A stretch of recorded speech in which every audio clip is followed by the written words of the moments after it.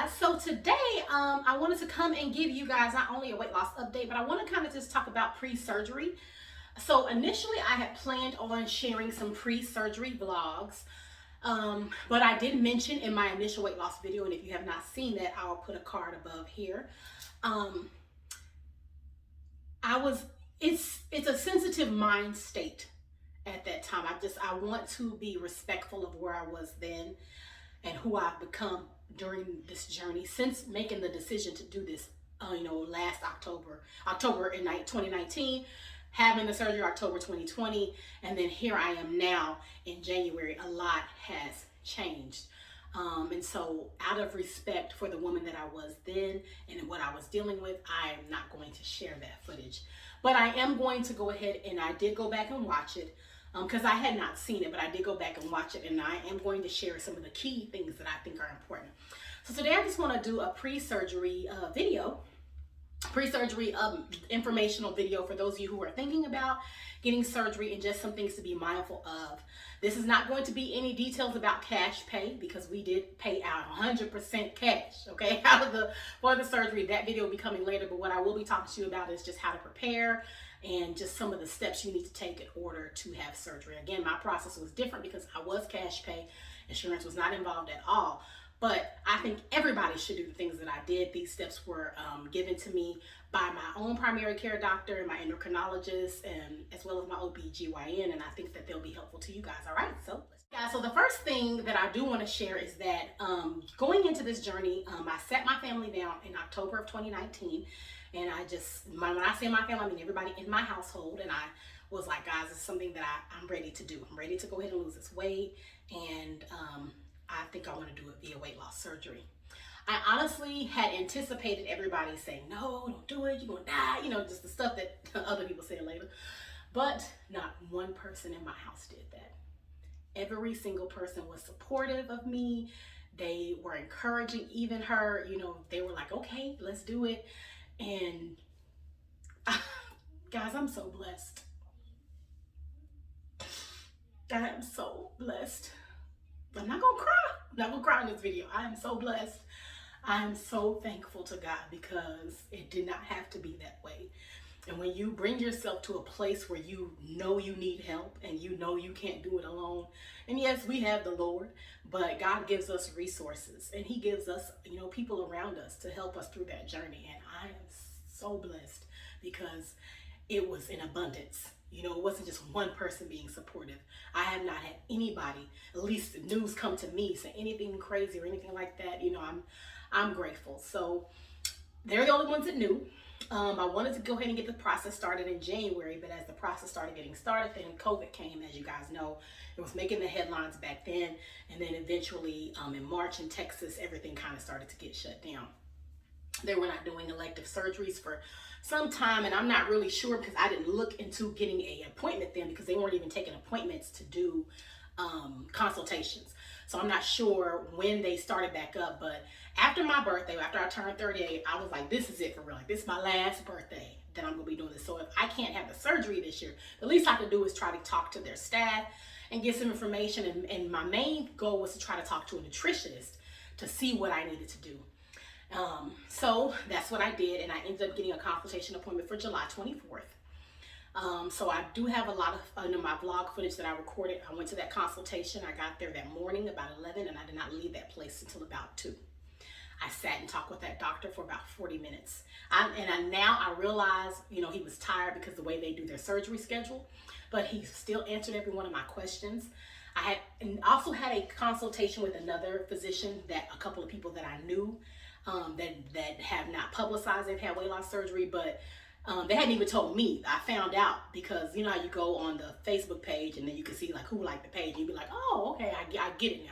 Okay, now I'm a detective. Okay, y'all need to know that I'm a detective. So I was able to figure that out, and so I was like, okay, well, I like her results, so I think I'll go with it. But I never contacted those people and be like, hey, I saw that you like this person. I saw you left a review, but it's weight loss surgeon. Never did that. I would never disrespect anybody's privacy because if you haven't shared it with me, I'm not going to share it with anybody else. And if you have shared it with me, I'm not going to share it with anybody else. Okay, catch that tea. I'm a vault. So I was like, okay, I like them. And I like how they look. Let me check with their doctor. But that doctor, it just did not, the connection wasn't there. So I was really had my hopes kind of down when I went to my consultation with the other doctor. But what made me pick Dr. Smith was I asked him, how would you choose a surgeon? Because that's the decision-making question for me with the other surgeon. But Dr. Smith talked to me about his own personal experience, and somebody close to him was getting ready to have surgery. And he was very true and personal, and he shared some things, and I appreciated his honesty. And I was like, okay, this is the one I want, because if he can share this with me, and I've only known him here, then he's the one I don't mind working on me. Because there were a couple other doctors with this practice, but it was perfect. And I'm glad that I chose him. He made me feel so comfortable. From there, I went into financing. I was like, it's okay. We're not worried about getting any loans or anything to pay for this. We're going to pay for it with cash. Okay, no stimulus, no nothing. We're going to pay for it with hard-earned camp money. And then from there, I went in with the nutritionist, and that's where I spent the bulk of my time. That poor lady, I hope that I did not bother her. I hope that she did not hate me when I left. I had a lot of questions because I was not ever fully educated on nutrition and things like that. Not that I didn't take health class in school, and not that I don't teach it now as I homeschool. The issue was little stuff like finish your plate, okay? And then you finish your plate, and then you've been finishing your plate for 38 years, and now you just look like a finished plate, okay? Just big and round.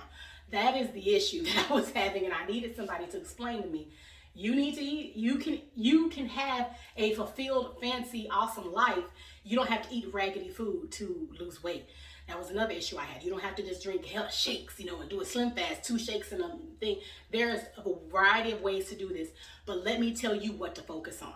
Not here's your diet plan, do it. She broke down, okay, this is a protein goal. You should look and try to get this much protein a day. Okay, this is your water goal. You should try to get this much a day. This is your carbohydrates goal. And she broke it all the way down for me. She gave me so many examples, and I'm so grateful, so grateful that she did that. And she answered every one of my questions. And you guys know me, I'm a note taker, okay? So I had a lot. List maker, note taker. I had a lot of questions. She answered every single one. For that, I'm grateful. So I left there, and I felt pretty good. I didn't feel nervous or anything. I felt good.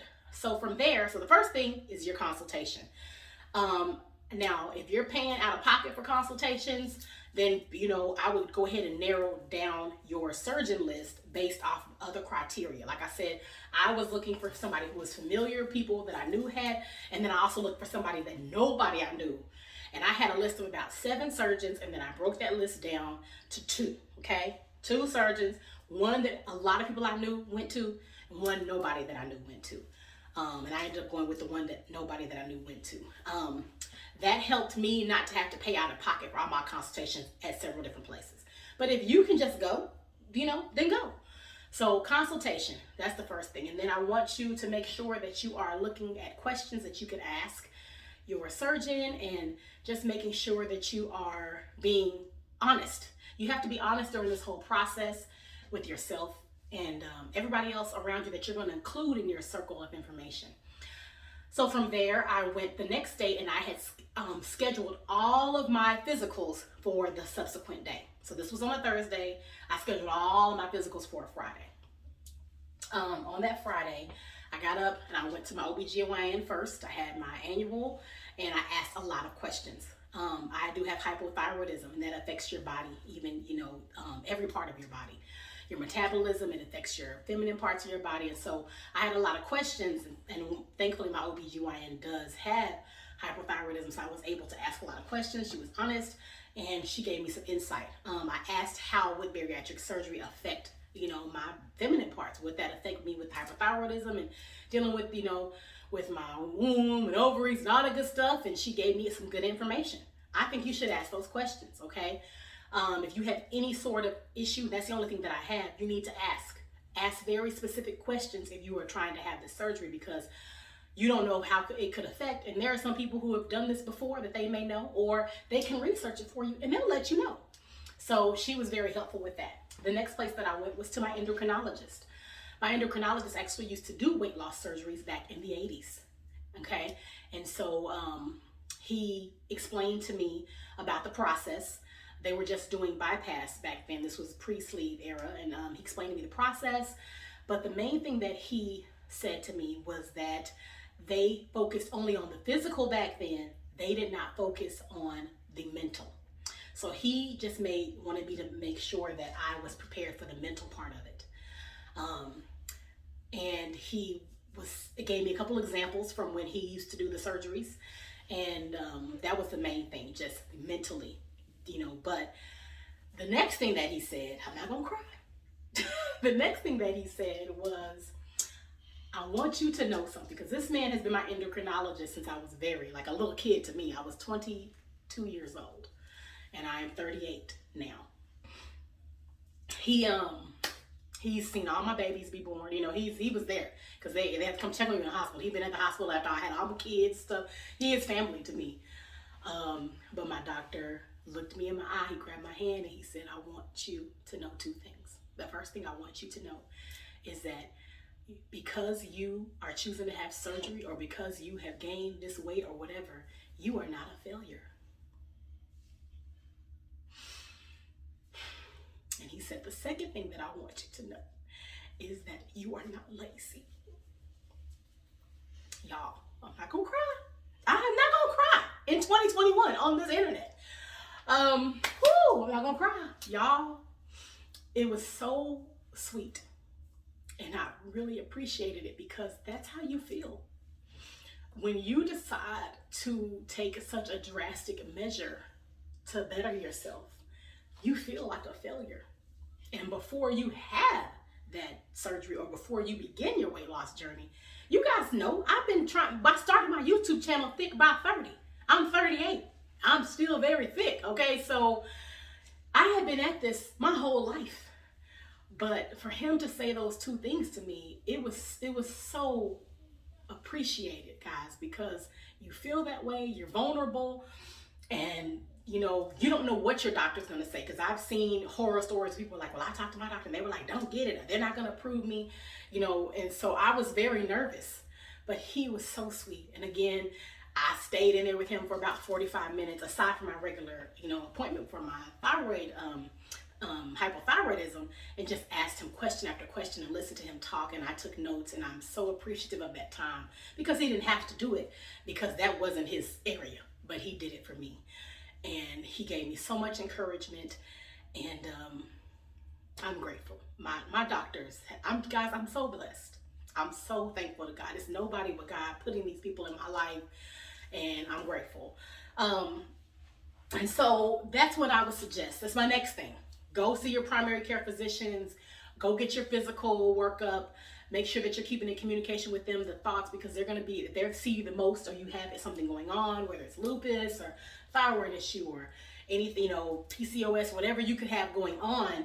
Let them know, breathing problems, anything. All of that is important when you're getting ready to have major surgery. So I'm very thankful that I have a team of people who were willing to share their knowledge with me and connect with me and be honest with me, good, bad, great, or ugly, and be supportive, give me suggestions pre-op, and then even when I went to go see them all post-op, everybody was very helpful in just giving me some information. And so that's what I would say pre-surgery are the three things you need to do. Obviously, when you're making your list for your consultation, if you have to pay out of pocket or not, try your best to think of your main criteria. Keep your list short, okay? This is not I'm trying to find a man, a husband list. It shouldn't be a scroll, okay?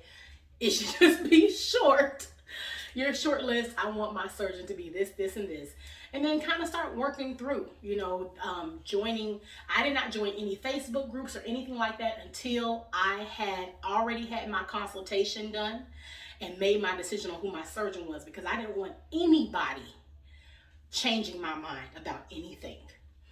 So the first thing is your consultation, keeping that list short and thinking about what you're going to do for that. The second thing is going to see all of your primary care doctors, or if you have any special doctors that you need to see, because we are all getting older. And stuff is going on in the body. So you want to go see them and talk to them about it. And then you want to also, your support system. Think about who is going to be in your circle. Who was that? T-Mobile, they had like the top 5, okay? Keep your circle small. Kim's do that anyway, but be mindful of who's in it. As you see the memes, okay, it was true before people were making memes about it, but everybody in your circle is not rooting for you. Some people are in competition with you and you don't even know it. So you want to make sure that you are being mindful of who's in your circle. Be prayerful. Talk to God about it. And guys, the one thing that I love everything about God, but one of the things that you should always note about something being in God's order is the provision. If you want to do something and there is no way for it to be done, and you have not been able to find a way for it to be done, you need to watch out for God's provision. So you want to look for God's provision in everything. He is going to provide a way for you, a way out of no way. All those things that you hear, that we've made cliche. No, it is true. God's provision is unmatched, and it's just going to work out. You're going to be like, I don't know how it's going to work out. It's going to work out. Okay. When I thought that I wasn't going to be able to have the surgery because insurance wasn't going to cover it, I was like, I don't know what I'm going to do. It worked out. It worked out. We didn't have to borrow. We didn't have to beg steal. It worked out. So God will take care of you. So be prayerful in your journey. But yes, make sure that your circle is small and who you're sharing information with. You don't have to tell everybody. I'm very honest when people see me and they're like, oh my goodness, you look good. You lost weight. How are you losing weight? I tell them I had a weight loss surgery. That's my choice. I do that because when I was trying to lose weight and I was just desperately trying and I couldn't figure out what was going on and nothing was working for me, I would ask people how they were losing weight and they were like, oh, Herbalife, or I do this, or I'm WW. And then come to find out that some of those people did have weight loss surgery. And that was very hurtful to me, but that's just my own personal opinion. I choose to tell. You don't have to. That's your business. But just make sure that you keep that small. I told after I had the surgery, you see how I made my announcement video. Surgery is today. There are people who I've known 20 years, some even 30, even my whole family. Some people who know me my whole life did not know until I put that video up. And that's okay. They could feel a way about it or not. But hey, that was what was best for me and for my family and for my mental state as I was preparing to do something that was so serious, okay? So those are the things I just want to give you pre-surgery wise. I wanted to make sure that I shared those nuggets with you, that was information that was given to me by my doctors and just what helped me make the decision in my surgeon. As you saw on the screen, I put my weight loss update there. I know people are always interested. You guys know you can always go to www.tanishacamp.com. There you can see what's going on, my Weight Loss Wednesday post, or anything else about marriage, motherhood, makeup, and homeschool. You can go to Married to KDK on Instagram. That's where my weight loss journey is, my nails, my hair and makeup, all that good stuff. And then our homeschool journey, Team Kim Academy. You can follow us there. We also have our Facebook page. So do all of those great things. If you know somebody who is considering getting the surgery, or you yourself are considering getting the surgery and you have a little group you talk with, thumbs up this video first and then share it. Share it with people who are interested, because I hope that they hear the heart of the information that was shared with me, but most importantly, I hope that they take the advice really into consideration when they are thinking about sharing it with others, because I know how hard that can be. And I'm gonna try my best not to keep coming back and giving y'all long 20-minute videos, but you guys seem to like them. You like the information. I get a lot of good feedback, so I appreciate that. And I wanna say again, thank you guys so much for checking on me and just trying to see what's going on with my journey and checking on my family and all those great things. I appreciate the support you've given me on my channel over all these years, and I hope that I continue to encourage you for many years to come, all right? Thanks so much for tuning in. I will see you guys in the next video.